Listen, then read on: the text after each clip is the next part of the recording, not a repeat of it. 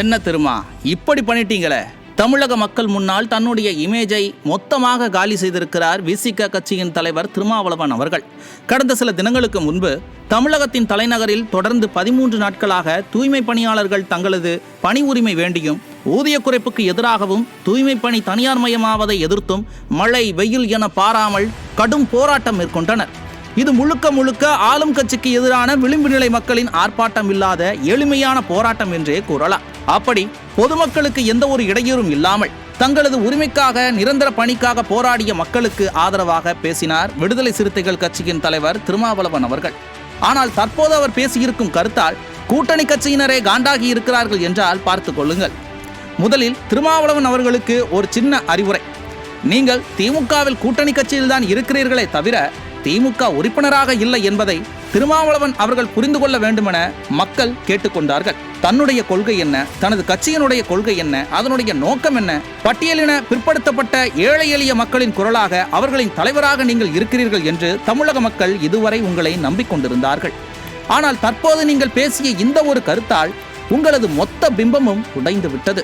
தூய்மை பணியாளர்கள் போராடி கொண்டிருக்கின்ற வேளையில் அவர்களுக்கு ஆதரவாக நிரந்தர பணி வேண்டும் என்று பேசிய அதே உங்கள் வாய்தான் தற்போது அவர்களுக்கு நிரந்தர பணி கூடாது, இது நம்முடைய நோக்கமல்ல, அவர்கள் அதிலிருந்து விடுபட வேண்டும் என்றெல்லாம் பேசி வருகிறீர்கள். இதை எப்படி எடுத்துக்கொள்வது? உங்களுடைய இந்த கருத்து பல்வேறு தரப்பட்ட மக்களுக்கு அதிர்ச்சியாகத்தான் இருந்தது, மேலும் குழப்பமான ஒன்றாகவும் இருந்தது. அந்த விளிம்பு நிலை மக்களின் போராட்டத்தை ஒரே ஒரு கருத்தால் சுக்கு நூறாக்கி விட்டீர்கள். குப்பையை அள்ளுகிறவர்களை பணி நிரந்தரம் செய்து அந்த தொழிலையே நீங்கள் செய்து கொண்டிருங்கள் என்று சொல்லுவது எந்த வகையிலும் ஏற்புடையதல்ல. அதிலிருந்து மீள வேண்டும் என்பதுதான் நம்முடைய போராட்டம். சரி, நீங்கள் சொல்வது போல அவர்களுக்கு இந்த பணி நிரந்தரமாக இருக்க வேண்டாம், அவர்கள் இதைத்தான் செய்ய வேண்டும் என்ற கட்டாயமில்லை என்றும் உங்கள் கருத்துப்படியே எடுத்துக்கொள்வோம். ஆனால் அதை இத்தனை நாட்கள் கழித்து இப்போது பேச வேண்டிய அவசியம் என்ன?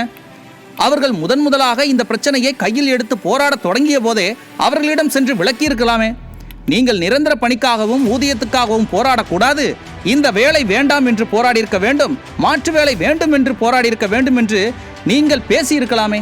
அப்போது பேசாத இதே வாய் இப்போது வந்து பேசுகிறது என்றால் இது யாரை சமாதானப்படுத்த என்று மக்கள் கேட்கிறார்கள். 2021 ஆட்சி பொறுப்பில் ஏற்பதற்கு முன்பாக தூய்மை பணியாளர்களை சந்தித்து இந்த வாக்குறுதியை கொடுத்தவர் உங்களது கூட்டணியின் தலைமை கட்சியின் தலைவராகவும் தற்போது தமிழகத்தின் முதல்வராக இருக்கக்கூடிய இதே மு.க. ஸ்டாலின் அவர்கள்தான். நீங்கள் பேசும் வேகம், விவேகம், திராணி எல்லாம் அது உங்களிடம் இருந்தால் நீங்கள் உங்கள் கூட்டணி கட்சியின் தலைவரை தான் கேட்டிருக்க வேண்டும். இவர்களுக்கு கொடுத்த வாக்குறுதி எங்கே என்று தமிழக முதல்வரை பார்த்து கேட்டிருக்க வேண்டும் என்று மக்கள் கேட்கிறார்கள்.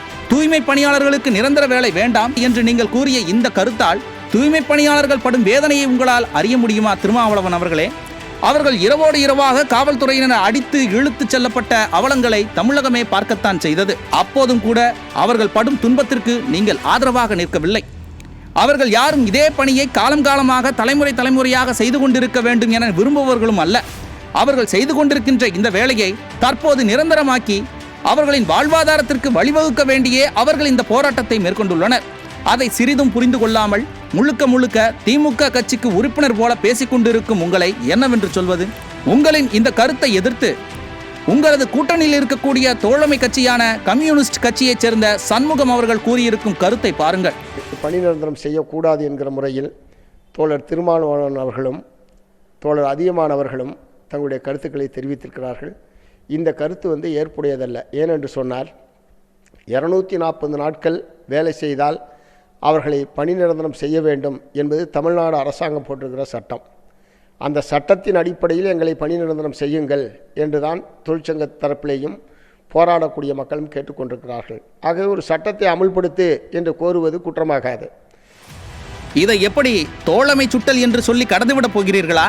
அல்லது இதுவும் எதிர்க்கட்சிகளால் கூட்டணியை பிரிக்கக்கூடிய முயற்சி அல்லது சதி என்று உங்களை நம்பும் அந்த மக்களுக்கு மாபெரும் பொய்யை கடத்திவிட்டு செல்லப் போகிறீர்களா? புரட்சி தமிழர் எடப்பாடி கே. பழனிசாமி அவர்கள் சொன்னது போல திமுகவின் பாவமூட்டைகளை சுமக்காதீர்கள் திருமாவளவன் அவர்களே. இப்படி கூட்டணியிலேயே இத்தனை கருத்து வேறுபாடு, இப்படி வெவ்வேறு கருத்துடைய கூட்டணி தமிழகத்தை ஆண்டால் இனி வரும் காலங்களில் தமிழகத்தில் எளிய மக்களின் வாழ்வுரிமை கேள்விக்குறியாகிவிடும்.